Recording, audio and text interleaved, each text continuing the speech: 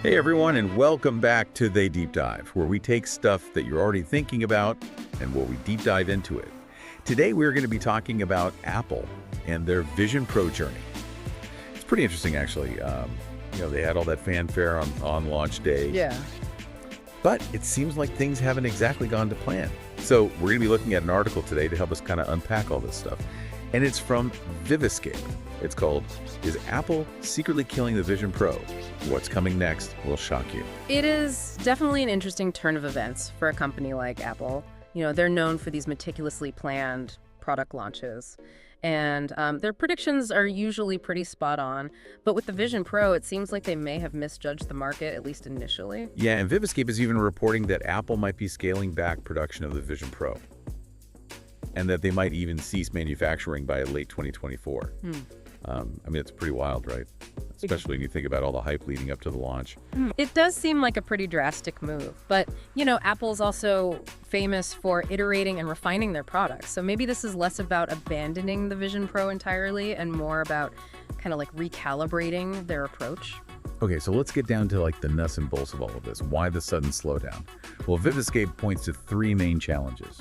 The price tag, which is a hefty $3,499, pretty limited app library at the moment, and a component surplus from lower than expected demand. Yeah, that price is a major hurdle for most consumers. $3,499 puts the Vision Pro firmly in the luxury tech category.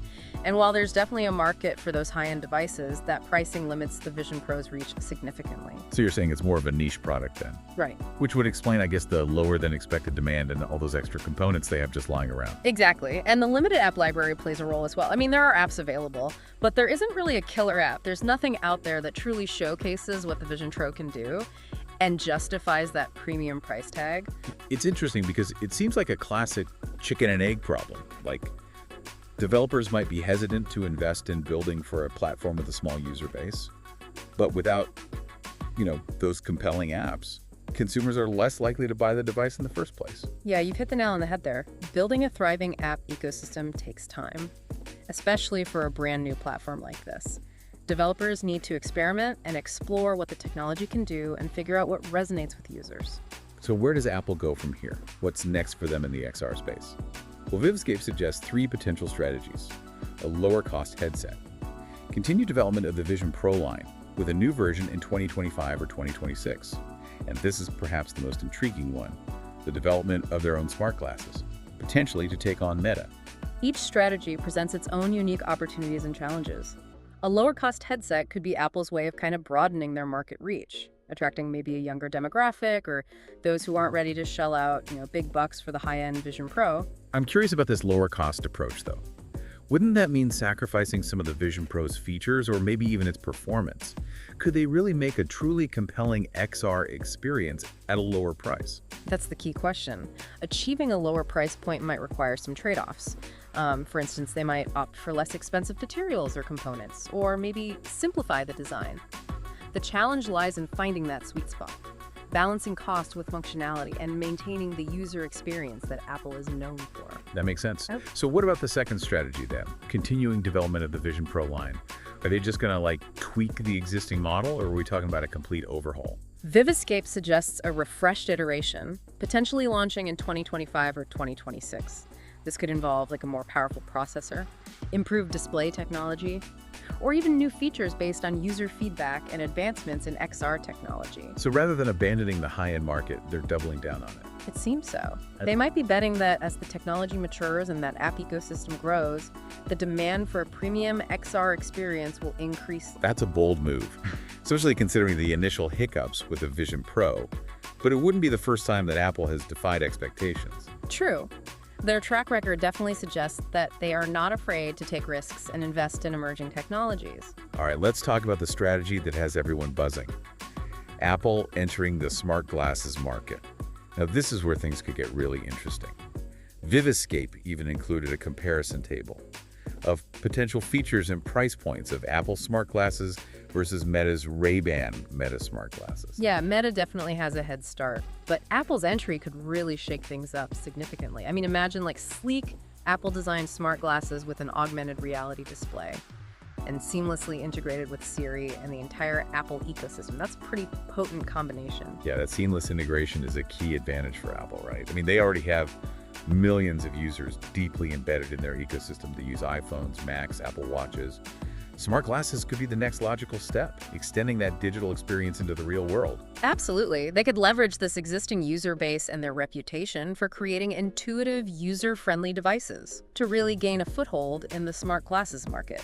But wouldn't they be playing catch-up to Meta? I mean, Meta already has a product out there. They're gathering user data, they're refining their technology. That's true. But Apple has a history of disrupting established markets. Yeah. I mean, think about the iPod and the iPhone. They weren't the first MP3 player or smartphone, but they redefined those categories with their design, user experience, and ecosystem integration.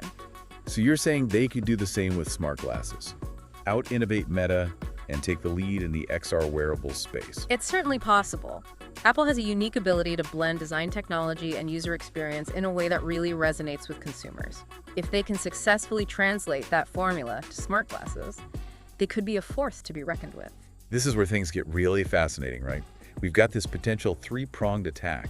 A lower-cost headset to kind of broaden their reach, a revamped Vision Pro to capture the high-end market, and smart glasses to compete head-to-head with Meta. It's definitely a complex and dynamic landscape. Apple's moves suggest that they are not simply reacting to market pressures, they are actively shaping the future of XR. Okay, before we get too far ahead of ourselves, let's unpack what this potential smart glasses showdown might look like. What specific advantages could Apple bring to the table? And how might they differentiate themselves from Meta? So Meta's got a head start in the smart glasses market, that's for sure. But Vivescape argues that Apple has some serious advantages that they can use to kind of catch up. What are they, and do you think they're enough to really close the gap? Well, Apple's reputation for design is definitely a major asset, you know? I mean, they consistently deliver products that are not only visually appealing, but they're also incredibly user-friendly. So imagine a pair of smart glasses so sleek and so comfortable that you almost forget you're even wearing them. That's the kind of experience that Apple excels at creating. Okay, that makes sense. But sleek design alone isn't going to win over consumers, right? What about the technology itself? Can Apple really match Meta's capabilities when it comes to augmented reality and just like the whole smart glasses experience? Oh, absolutely.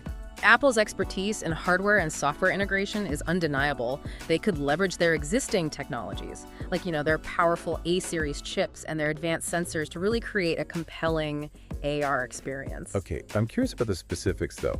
What kind of AR features could we expect from Apple's smart glasses? Would it be more focused on like notifications and basic information overlays? Or could we see something more immersive, like interactive 3D objects or virtual characters appearing in our real-world view? Well, that's where Apple's strategy gets really interesting. They could opt for a minimalist approach. Prioritize a seamless and unobtrusive AR experience that kind of complements daily life. Or they could go all in on immersive AR and create a platform for gaming entertainment and even productivity applications that would blur the lines between the real and virtual worlds. I mean, that sounds really convenient and cool and all, but wouldn't that be incredibly distracting? How would Apple ensure that these glasses are actually helpful rather than just another source of like digital overload? Well, that's a crucial consideration for any smart glasses developer. But Apple is known for its focus on user experience, so I think they would prioritize features that enhance rather than distract from real-world interactions. So imagine contextual notifications that appear only when relevant, intuitive gestures for interacting with virtual objects, and maybe even integration with health and fitness tracking features on the Apple Watch. That actually makes me think about like the potential privacy concerns. I mean, these smart glasses would essentially be a camera pointed at the world, constantly collecting data about our surroundings. Yeah. How would Apple address those concerns? Especially considering, their emphasis on user privacy.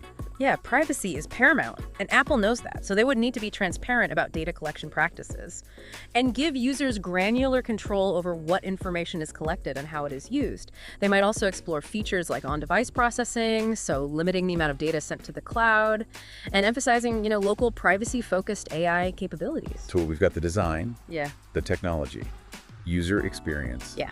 and privacy. But what about the killer feature, like the must-have element that really sets Apple apart from the competition? What could that be? Well, remember, the power of the Apple ecosystem. I mean, hundreds of millions of people are already deeply integrated into Apple's world. They use iPhones, Macs, AirPods, and Apple Watches. So smart glasses could be the glue that binds it all together. creating a seamless and intuitive flow of information and experiences across all devices. Yeah, it's almost like extending that digital ecosystem right into our field of vision. Notifications, messages, navigation prompts, all appearing right before our eyes. Perfectly synced with all of our other Apple devices. Precisely. And let's not forget about Siri. Apple's voice assistant could play a pivotal role in the smart glasses experience. So imagine controlling your glasses with your voice.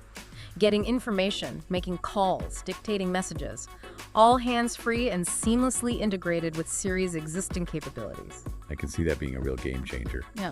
Especially for accessibility and hands-free interaction.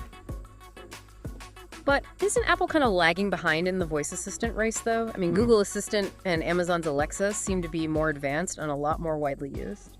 While it's true that Siri has faced some criticism in the past, Apple has been steadily improving its capabilities. They've been investing heavily in AI and machine learning.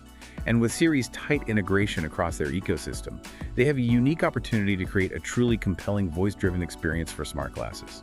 So you're saying Siri could be the secret weapon, the thing that elevates Apple's smart glasses beyond just, a cool gadget and into like a truly transformative device. It definitely has that potential.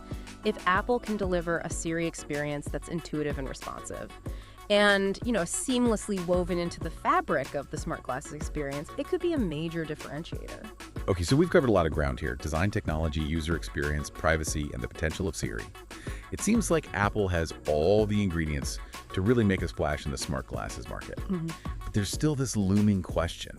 Can they really out-innovate Meta and capture the hearts and minds of consumers? What do you think? Can they pull it off? I don't know about you, but I feel like we're kind of on the edge of something big here. With all this talk about Apple's potential moves in the XR space, is this it? Is this the moment that XR finally goes mainstream? And could Apple be the company to lead the charge? It's a really good question. I mean, the technology is definitely maturing, costs are coming down, and consumer interest is growing. And we're seeing major players like Apple and Meta making these significant investments in XR, which suggests that they see it as like a key part of the future of computing. Okay, but let's be real for a second. Remember, 3D TVs. Everyone thought that they were going to be the next big thing, and then poof, they just fizzled out. So is there a risk that the same thing could happen with XR? What if this is all just hype? Like, what if the market just isn't ready for mass adoption? Well, there's always a risk with these emerging technologies. The key is whether the technology solves a real problem or, fulfills a genuine need for consumers. And with XR, the potential applications are pretty vast, spanning gaming and entertainment, education and training, healthcare, and even social interaction. So unlike 3D TVs, which felt like a solution looking for a problem, XR offers like this wider range of possibilities that could actually enhance our lives. Exactly. I mean, imagine surgeons using AR overlays during these complex procedures, architects collaborating on 3D building designs in real time, or students experiencing historical events through immersive VR simulations. These are just a few examples of how XR could totally revolutionize different industries. Yeah, those are some pretty compelling examples. But even with all of these potential benefits, there are still hurdles to overcome, right? We've talked about the need for compelling apps, the importance of addressing privacy concerns, and the challenge of creating, XR wearables that are actually comfortable and stylish. For sure. And we definitely can't forget about the cost factor. Even though prices are coming down, XR devices are still relatively expensive, especially for the average consumer. And Apple, with its reputation for premium pricing, is going to have to find a way to make XR more accessible without compromising on quality or user experience. And this is where things get really intriguing. If Apple can figure out a way to navigate all these challenges, combine its design prowess with its innovative technology and its seamless ecosystem, they could completely redefine the entire XR landscape. Yeah, they really could. They could set a new standard for the industry, pushing the boundaries of what's possible and driving mass adoption in a way that other companies just haven't been able to do. So what does all of this mean for you, our listener? I mean, we've explored the potential, the challenges, and the strategic decisions that could shape the future of XR. The question is, are you ready to embrace this future? Are you ready for a world where digital information seamlessly blends with our physical surroundings, where we can interact with virtual objects and experiences as naturally as we interact with the real world? This isn't sci-fi anymore. This is the future happening right now. And Apple, with its history of innovation and disruption, could very well be the company that leads us into this exciting new era. So keep an eye out for what they do next, because things are about to get very interesting. And keep those questions coming. We'll be here. diving deep into the ideas that are shaping our world, exploring the possibilities, and challenging the assumptions. Thanks for joining us on this deep dive. Until next time, keep exploring, keep questioning, and keep your minds open to the incredible potential of XR.